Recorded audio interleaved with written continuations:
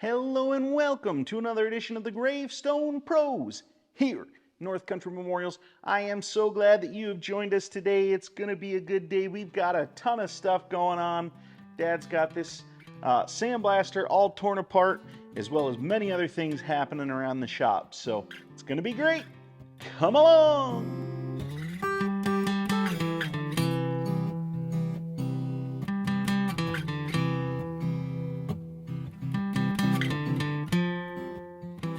So, as often happens, we are partway through a project, and I'm like, hey, we're YouTubers. We should be filming this. Dad has got the bottom of this all torn apart, and I'll show you why. My brother had used this to sandblast with a few days ago, and he was working on a project. There, you can kind of see, sorry, it's hard to get angles that really work for this, but that is kind of blocked in there. Now, my brother had used it the other day, and he was sandblasting using coal as the medium. So we wanted to make sure we got all the coal out of there. In the process of trying to get stuff out, Dad started realizing there was stuff that was kind of blocked and plugged up. So he's got that hole open quite a bit more already. There is a bit of it that's not going to be able to be open. There's actually a little partition-y thing there. But that is part of why everything is broke down here. Anyways, so he has been working on that. That has been a messy process. Anytime you have to go clean out and start tearing down the sandblasters, it's kind of a messy, complicated process. But it is one that was needed. The part of the reason he actually found it as well was there was a part that was in pretty rough shape, had been leaking, and so I had helped him with that.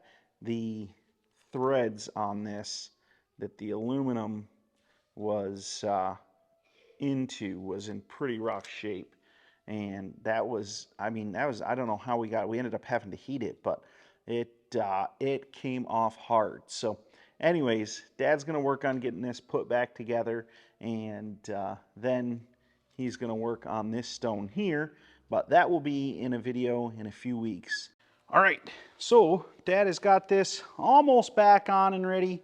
He's got this all hooked back up, and he's got the nipple all put back on, but he realized he does not have the other aluminum piece that got taken off of here. That he does not have. So we're going to have to call and order that, which means this project is going to take a little bit longer. Hey, it is a beautiful summer day. It's August 12th. Whose birthday today? Grandma. Grandma's birthday. Wow, and she's 27, I think now. No, 66. What, 66? I'm married to a 66-year-old? That's crazy.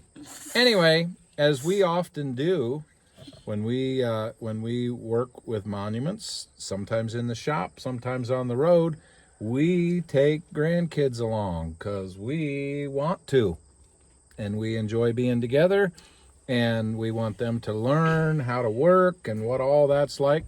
Today, I've got young Mr. Ilian with me, and here, who is that little girl? Is your name Matilda? No. Is your name August? No. It's not Mila, is it? No. Do you have a name? Yeah. What is it? Journey. Journey? Yeah. Oh my goodness. Journey has come a couple days and worked with me in the shop. And had a great time, didn't you? Yeah. Yeah, we had fun. So, okay, well, it's Road Trip Wednesday. And everybody's going to say to Grandma, Happy Birthday. Happy birthday.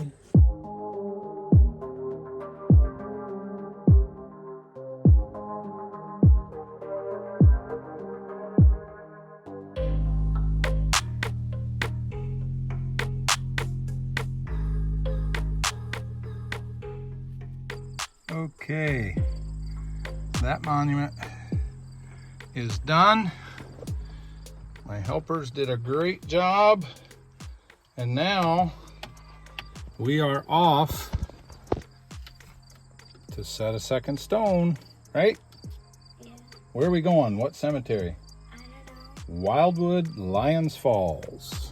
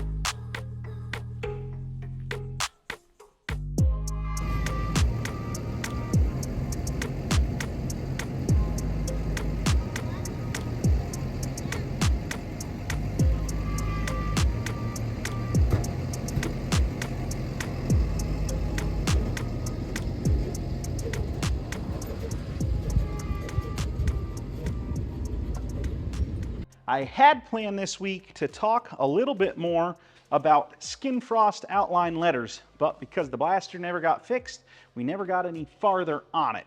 So I do just want to make a comment about it because I had Aaron reach out and ask some questions, and so I did want to talk a little bit about it. Those are skin frost outline letters, and you start off by cutting the mylar and taking the mylar off.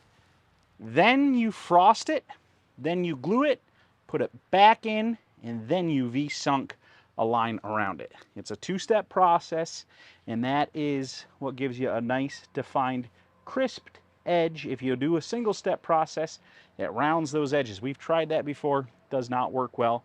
Doesn't look near as nice, near as crisp. So doing the double, that's the important thing. It makes it look much better. The skin frost outline, it just adds depth to it. Here's another stone over here. So on that Murphy stone, that's not a great sandblast job. Look at those bottom letters. You can't read them real well. But man, that skin frost outline stands out pretty good. You can read it pretty well. The one behind it, that's skin frost outline. So you see a lot of these. The young stone skin frost outline have a skin frost outline. It's popular, and it's popular for a reason. It's a good look, it looks nice, and it's not that hard to do. The part that we don't have shot yet is after it gets frosted, it just gets glued in and you put them back in. We like to cut the lines out and leave the yellow, and then we fit that yellow mylar back into where it goes. Some guys don't cut the yellow mylar. Sorry, they don't cut the rubber. They take and leave that rubber there and they cut. And the big thing is, as you do your cuts, you gotta go back with your knife backwards, and you'll kind of see it in the time lapse. Go back with your knife backwards around stuff to lift it up before you start peeling out the letters. That will help you get it out cleanly. Makes a big difference. Guys, thank you for coming along today. I really hope you enjoyed this video. Hopefully it was educational and entertaining. Always our goal around here to do both. Fun to see Dad working and having the grandkids with him, as always. A big part of what he does. It seems like as he's getting more and more grandkids and they're getting bigger, he spends more and more time working with the grandkids.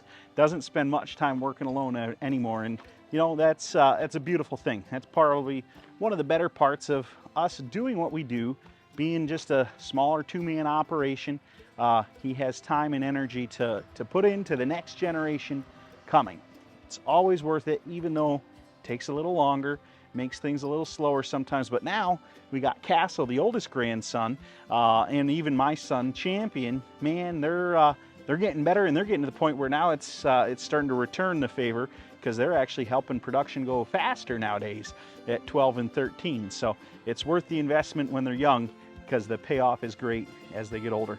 Thank you guys for hanging out with us. We will see you all next time.